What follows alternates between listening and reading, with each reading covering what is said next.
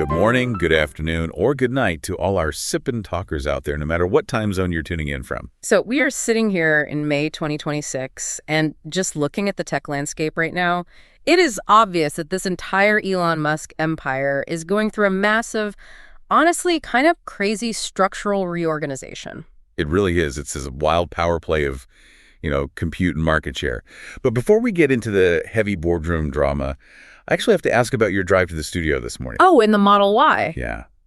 Is your voice assistant actually feeling smarter with that new FSD V14 spring update? Man, it is actually kind of wild. I got the spring 2026 update just last night, and the speed is what really gets you. I mean, the Hey Grok wake word is scarily fast now. Like noticeably faster than last month. Oh, totally. It responded before I even finished my sentence. It had already checked my route to the studio, noticed a traffic delay, and literally reminded me to pick up a package at a store on the way. No way. That is actually pretty cool. Right. It felt completely seamless.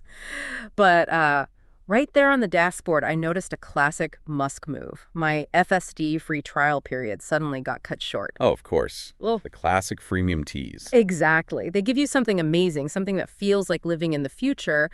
But if you don't actually, pull out your credit card and pay up, that generosity evaporates immediately. Which perfectly illustrates the whole strategy we are seeing in the spring 2026 numbers. Because despite a surprisingly soft first quarter, Tesla is roaring back globally. Yeah, they really are having a revenge rebound. For sure. In the US, that massive rollout of FSD-supervised V14 has them firmly sitting on the EV throne again. And the European data is just staggering. Right, I saw the numbers for Scandinavia. Yeah, registrations in places like Sweden and Denmark have almost doubled year over year. And over in China, the Shanghai Gigafactory shipments jumped 36% just in April alone. Which proves that having deep software integration, like having Grok essentially run the vehicle's entire brain, is actually what's winning the EV price war right now. Yeah, the physical car is almost secondary. But there's a very cold reality behind the scenes of this market rebound. The freemium squeeze. Exactly. They are severely tightening the constraints on free users. The image generation tool, Grok Imagine, and the voice mode. They are now restricted to just 10 uses every 2 hours if you are on the free tier. Wow. 10 uses is nothing. It's really not. And the absolute heaviest models, like Grok 4.1 with its massive 2 million token context window, are completely paywalled. No, wait. Let me push back on that for a second. Some people are saying cutting off free users is just stingy. But if you look at it through a strategic tech lens, it's not stinginess. It is precise user filtering. How do you mean? Well, the free tier is just a showroom now. You walk in, you experience the magic, and then you hit a hard wall. And by introducing that new $10 a month Super Grok Lite tier, they capture this massive middle market. The people who refuse to pay $30 a month but absolutely hate hitting those 10-use restrictions. Exactly. It's a behavioral funnel. They are transforming the car from a physical asset into like a rolling digital tax system. Paying for an AI subscription becomes as natural as paying your car insurance. That makes total sense. But even with that rising subscription revenue, if you look at the shareholder reports, the investors are visibly sweating right now. Because the outgoing cash is astronomical. It is a massive sinkhole. We have to talk about the $22 billion money pit anxiety. Yeah, the scale of the spending is almost hard to comprehend. Their 2026 CapEx, their capital expenditure, is blowing past $22 billion. With research and development actually outpacing their revenue growth. Right. And roughly 60% of that mountain of cash is being dumped into one single location. The Gigafactory Texas Supercompute Center. Exactly. And that money is funding two massive gambles. The first is what the industry calls FSD's last mile. We keep hearing promises of unsupervised full self-driving by the end of 2026, but the timelines just constantly slip. Because that last 1% of driving the chaotic edge cases requires an exponential leap in compute power. Yeah. And the second massive gamble eating all that cash is the Optimus V3 robot. Oh, the robot. That is the biggest wild card on the board right now. It is a total R&D cash sink. It performs incredibly well in those pre-mapped lab videos, but ramping that up to mass production. It's agonizingly slow. We are looking at potential meaningful revenue from Optimus being pushed out to 2027 at the earliest. And this brings up the psychology of sunk costs.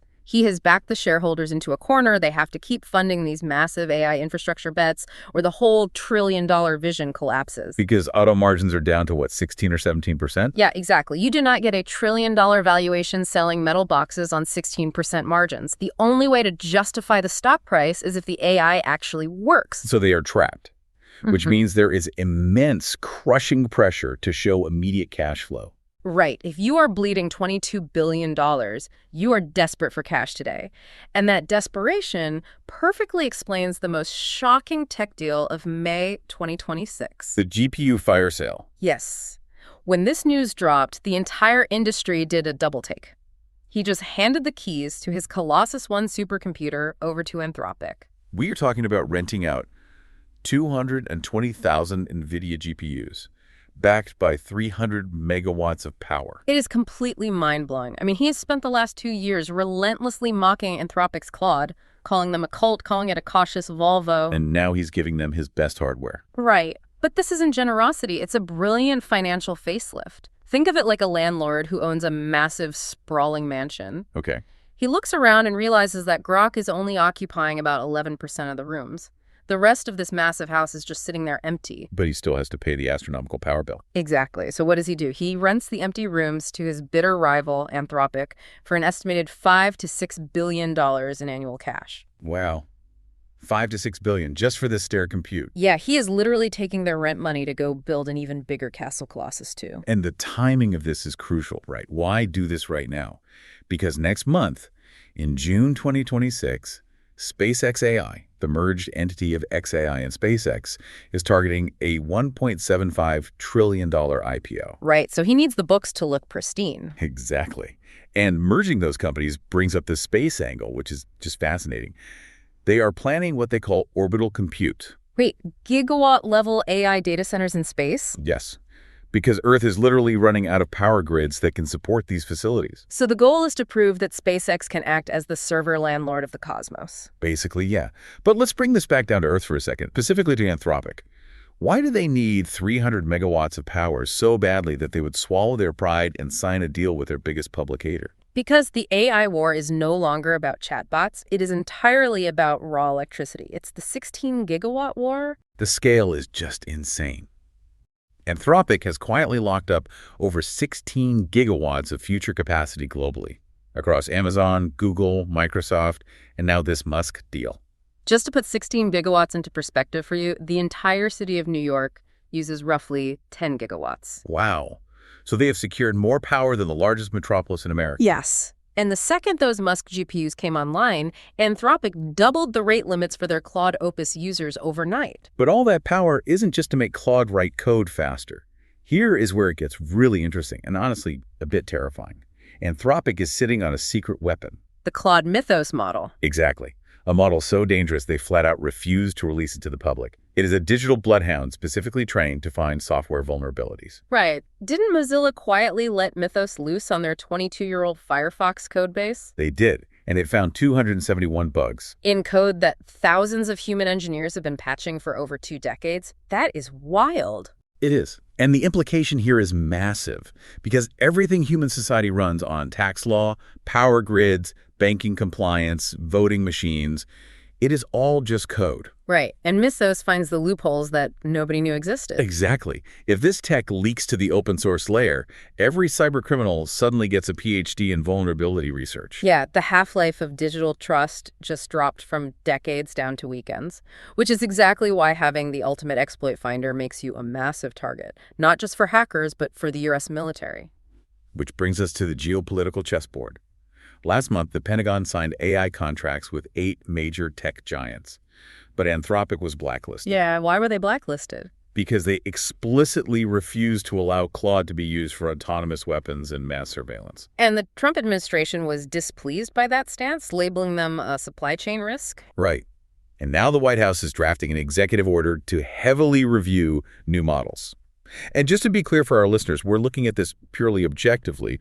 We aren't criticizing any administration or company, just stating the facts of this geopolitical chess match. Absolutely. It's just fascinating to watch the board move. But you know what's really rich about this whole thing? Fuck that. Musk's PR spin on the GPU deal. He claims he rented the servers to Anthropic because he so deeply respects their commitment to AI safety. Oh, of course he did. Yeah, and the contract even includes a literal kill switch. If Anthropic's AI hurts humanity, Musk has the contractual right to pull the plug on those GPUs instantly. He made himself the moral arbiter of his rival's tech. It is a grand paradox. Just look at Anthropic's position right now. They are a pacifist startup valued near $1 trillion, running on their biggest hater's hardware. Backed by Google, who is their direct rival. Right. Blacklisted by the Pentagon and sitting on a model that could rewrite global cybersecurity. You couldn't write a script this crazy. You really couldn't. So bringing all these threads together, I think the big question today is this. Is Musk's GPU fire sale the move of a financial genius?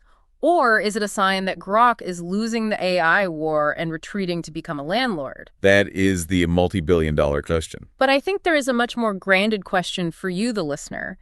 In this economy, with all this wild spending happening in the background, are you willing to pay $30 a month for an AI integrated into your car? Because that conversion rate will ultimately decide if Tesla is a money pit or a gold mine. Exactly. We really want to hear what you all think about this.